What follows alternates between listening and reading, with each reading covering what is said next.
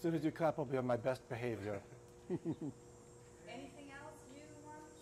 No, so we're good. Okay, so clap and we start. All right, so welcome Paul, welcome to LangFest 2019, welcome to Montreal. You were coming from New York, right? Correct. Can you tell us a little bit about your life, where you come from, your background a little bit? Okay, very good. I'm originally from Boston, Massachusetts, so English is my native language. From a very, very young age, I found out that I was interested in languages. I studied French and Spanish in high school. When I got to college, I majored in Russian and classical languages, Latin, ancient Greek. And then when I was in graduate school, I studied Chinese, teaching English as a second language. Eventually, I got a master's degree in Spanish and Spanish culture. So now I teach Spanish in a high school, but I have also taught Russian, English, and a few other languages at various levels in my career. Overall, I've been teaching for about 25 years, and I've been studying languages for about 40. Very interesting. And how do you like Montreal, actually? Oh, I love Montreal. This is actually my 50th anniversary of coming to Montreal. I'm 58 years old, and when I was 8 years old in 1968, I came with my family for Man in His World, the expo. And I've always come to Montreal every year, about once or twice a year. When I was in college, I went to college in the state of Vermont, so I used to come here for weekends. So I've always had a hand in Canada. I've always had friends in Montreal throughout my whole life.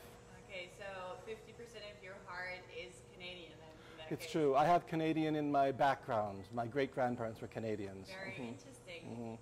Yeah, and it's also, so it's not your first time here in Montreal, and it's also not your first time at LangFest. You were here 2 years ago talking about the comprehensible input approach. Exactly. What is that? Okay, well, there is this theory that they've been working on for close to 50 years now. A great proponent of this was Stephen Krashen, who also spoke here 2 years ago. And it's all based on this input hypothesis. The hypothesis, and by the way, a hypothesis means a theory that is considered true until you disprove it. For the last 50 years, this theory has still not been disproven.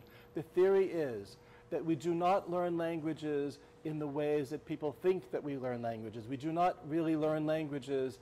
Actually, I should change my vocabulary. We do not acquire languages by memorizing grammar, memorizing vocabulary, and trying to apply it.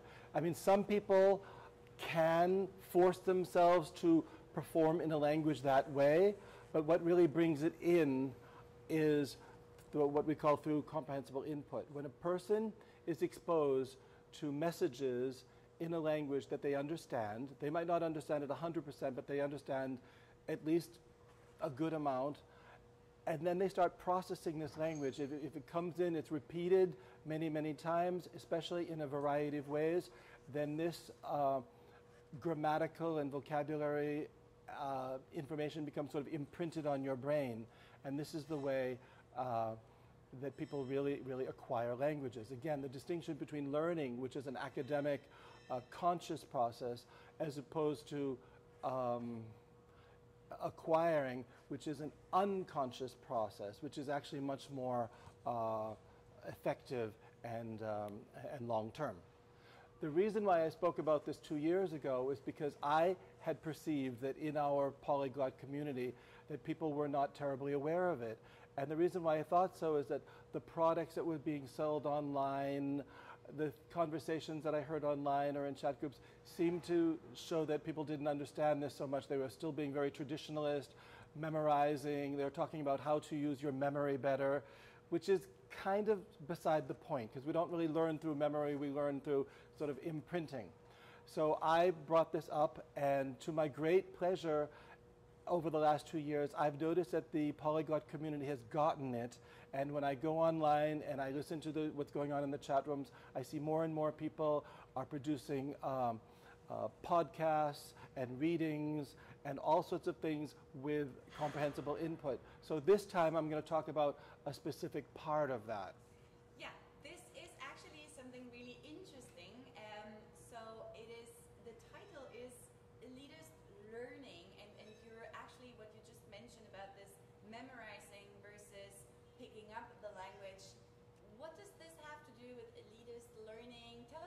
more about this. Very, very good. Well, here's the point, and Dr. Krashen has made this point. He thinks, and I also agree, that about 5% of people who study languages, only about 5% of us, actually learn well with memorizing grammar, memorizing rules, and I'm one of those 5%. I love that stuff. And then what happens is that the kinds of people who can learn that way, like me, we become teachers and we continue the system. Whereas about 95% of students either don't learn at all that way, or they feel very uncomfortable learning that way, or they learn that way very, very temporarily and then they forget it. So my point is that when you teach in such a way that only a small number of your students can understand, that is elitism. That is saying the education is only for the brightest and the few and not for the rest. Now, there are many, many programs in language learning that are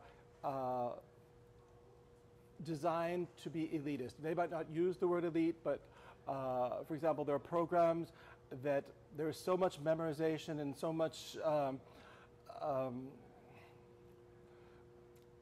abstract learning in the curriculum that all the people who can't learn that way just sort of fall out. I think that programs for like simultaneous interpreters, there are many, I mean, there is a certain elitism in the world that is welcomed. For example, in sports, of course we want our Olympic athletes to be elite. We want them to be the best of the best. When we go to have surgery, we want our doctors to be the best of the best. So there might be a little bit of a call for sub-elitism in teaching languages. For example, if there is a certain 5% of language learners who do very, very well memorizing vocabulary and philosophizing about grammar, well then so be it. I think it's okay to develop that 5% so that they become lecturers, philosophers of grammar, maybe simultaneous interpreters who know all the vocabulary of certain language. So there is a place for a limited amount of elitism, I think, in our field. But we believe here at LangFest, and I think most of us agree, that languages are for everybody. And to have an approach that excludes 95% of the people is downright classist. You could even say that it's racist. It's just not, it's not equitable at all.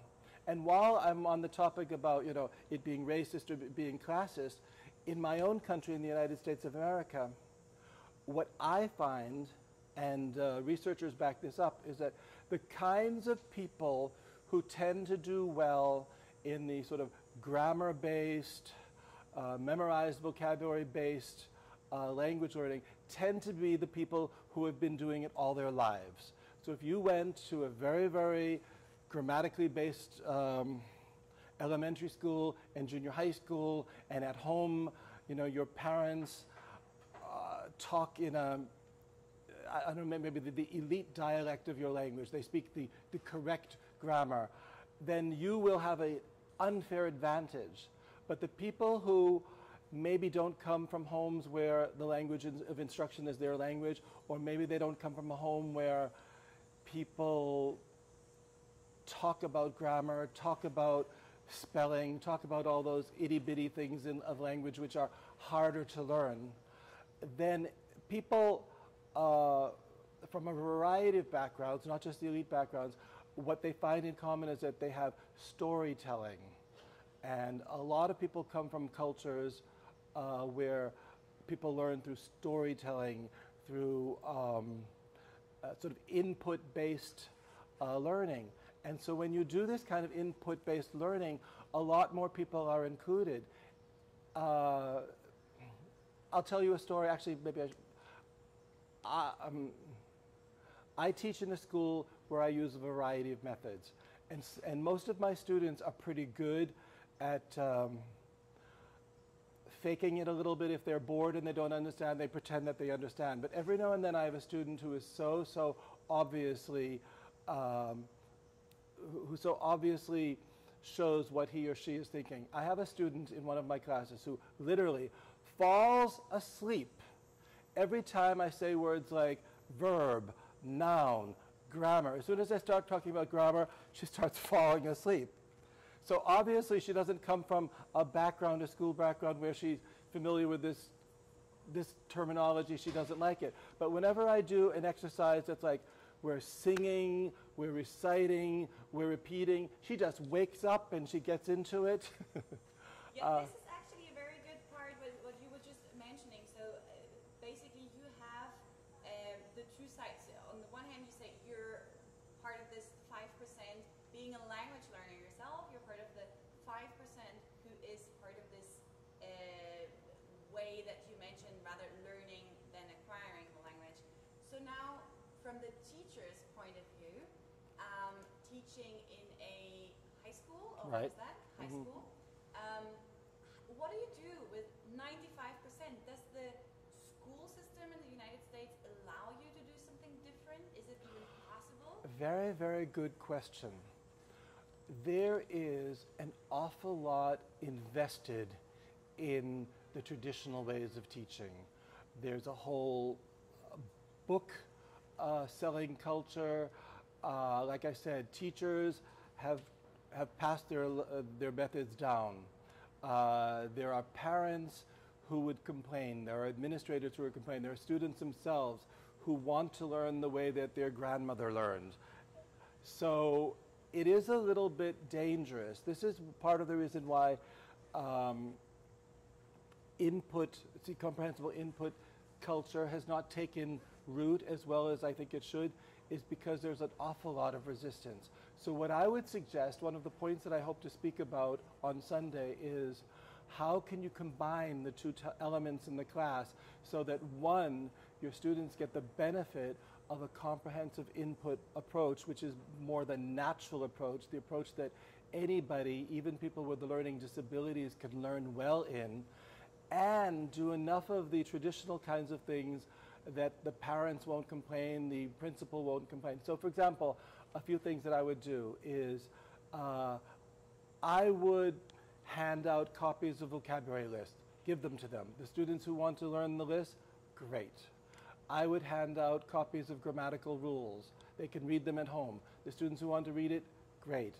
If students have a quick grammatical question in class, I will answer it very, very quickly, because I want to have the focus on what is the story we're talking about, what is the dictation that we're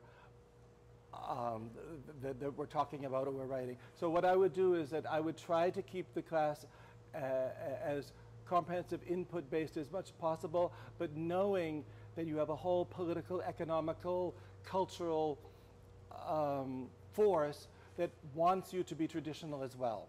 So it's a balancing game. I can imagine it's like a trade-off between like the school system and what you actually want to do. Right.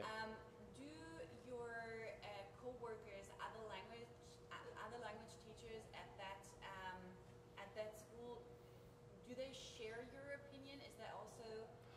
Well, that's an interesting question. We're about to have a little bit of a change in our faculty where I'm teaching. One teacher is leaving, another teacher is coming in. And according to the resume of one of the new teachers, he is interested in the theories of language acquisition. So I'm hoping that when he comes, he can be an ally of mine. My other colleagues are very, very traditional. I have a colleague, she teaches Chinese, and the method of teaching Chinese is, for the most part, you memorize the characters, you apply them in sentences, you do homework. It's very, very traditional. We also have Latin, which is, of course, not a spoken language, very, very traditional. And I have two other colleagues in Spanish who are half and half traditional, but as far as I understand, they're not interested or knowledgeable about theories of language acquisition. So I think in my school it's about 75% traditional, 25% non-traditional. But there are schools that are very, very non-traditional. In fact, there was a town in Colorado, I don't remember which one, that basically decided we're only hiring teachers in languages who teach in this non-traditional comprehensible input way. And in fact, something very, very interesting.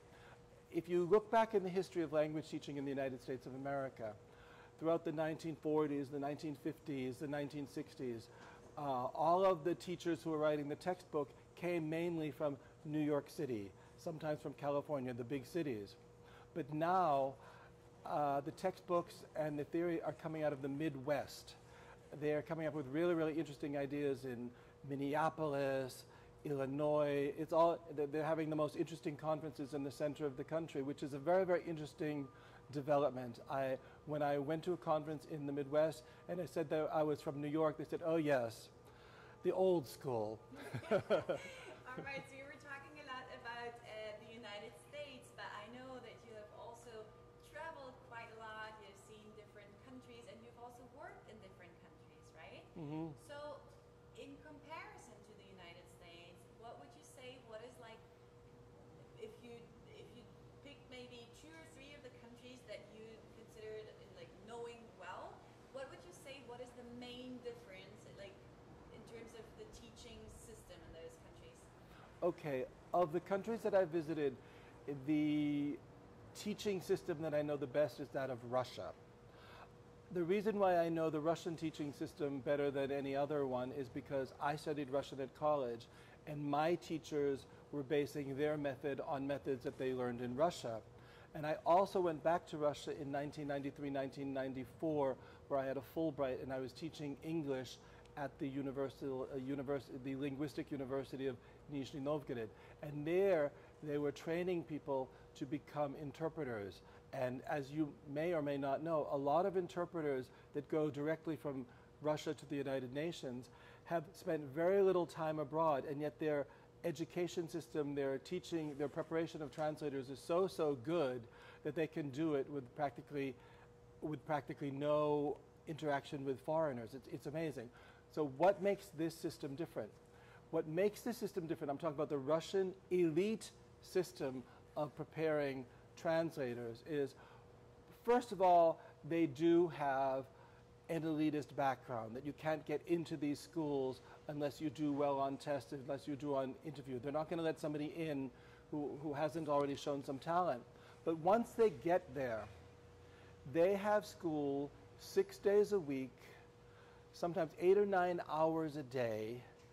You're sitting in classrooms of maybe 5 or 6 students only, and you are repeating dialogues, making up dialogues, you're writing stories, you're reading stories and analyzing it. I mean, like I said, even though there is definitely a traditional grammar explanation, vocabulary memorizing component to this elite education, I would say that their success is the other 75% of what they're doing, which is constantly talking, constantly analyzing text, constantly watching videos, constantly listening to tapes, and that is where they really get their fluency, because they internalize this. I haven't been back to Russia since the mid-1990s, so it's possible that some of this has changed. I know that they were considering some reforms at the time that I was there, but most of the reforms were the kind like we have in the United States. Oh, make the classrooms bigger, have them do more homework at home. And frankly, I think those are bad suggestions. I think one of the reasons why the system works so much is there's so much contact between the teachers and the students that the students could never be lazy. They have to always work. All right, and that's actually a good point. Could you maybe give everyone an advice, first of all, an advice to language learners who are part of the 95% that you're Right. mentioning? So what can they do in order to still acquire the language? Right. I just want to clear up one thing.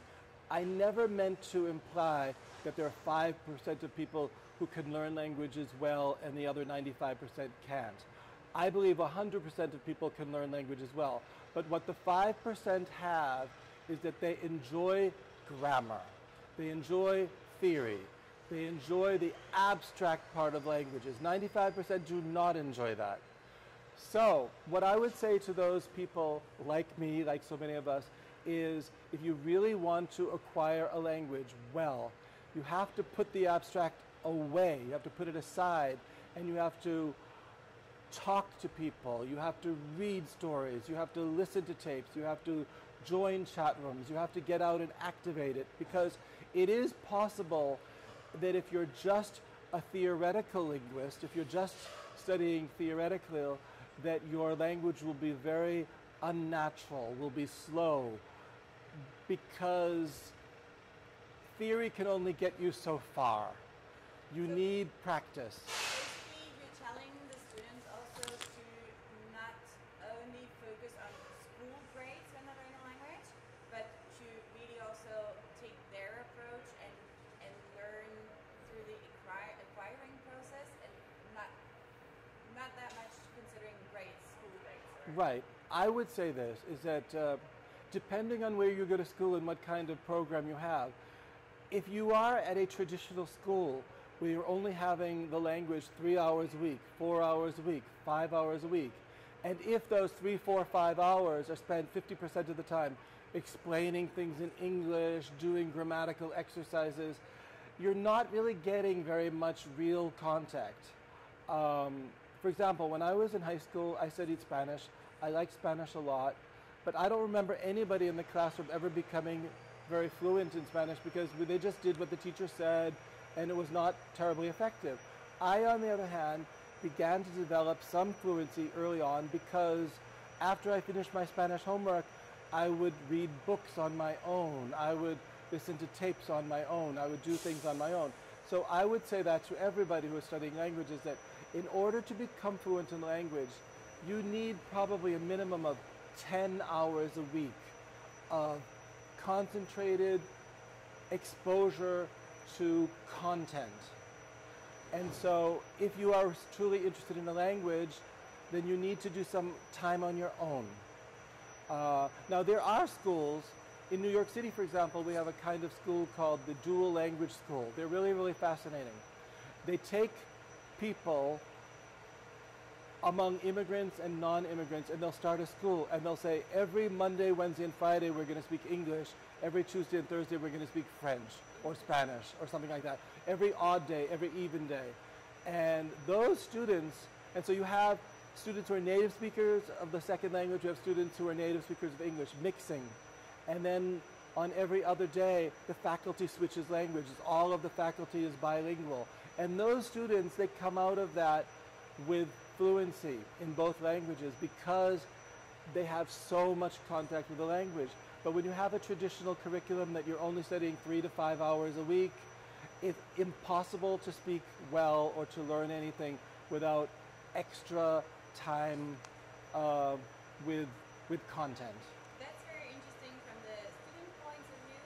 And my question now is, what is your advice for your fellow language teachers as well, who kind of, as you described it before, are a little stuck in this system? They would like to do something different, but maybe they can't the way they would like to do it. So Very what is good. your advice to any language teacher out there? Okay, this is my advice to language teachers out there. Get yourself informed about CI, comprehensive input approaches. There are Facebook groups. There are conferences. If you just Google CI, comprehensive input, and your locality, Texas, Georgia, Alberta, wherever you are, you'll find that there are conferences. So that's number one, get yourself informed.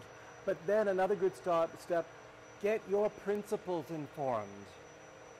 Get the parents of your students informed. I think the more people you inform and then you show people the results, I think we will have a different system. By the way, another point that I wanted to make that I haven't quite made is that this idea of language teaching through content is so revolutionary and so good that they've discovered it works very, very well with students with learning disabilities. And the reason why is language, unlike studying geography, history, different than all the other things that we study, studying language is internal, it is intuitional, it is not it is something you can acquire as opposed to being learned. And so unlike other languages where students' language, unlike other topics in which students' learning disabilities can get in the way, we are, all of us human beings, hardwired to learn languages. And so there have been instances where a student has been in a Spanish class learning in the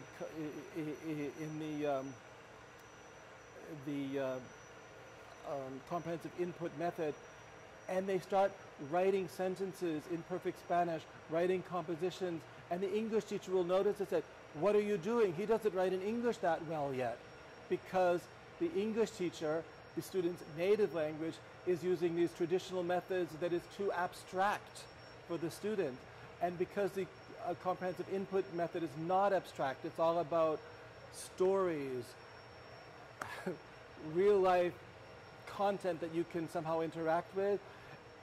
Students of all learning profiles, from geniuses to severely learning disabled, can learn from this method, and it's really very exciting. This is a very, very inspiring story.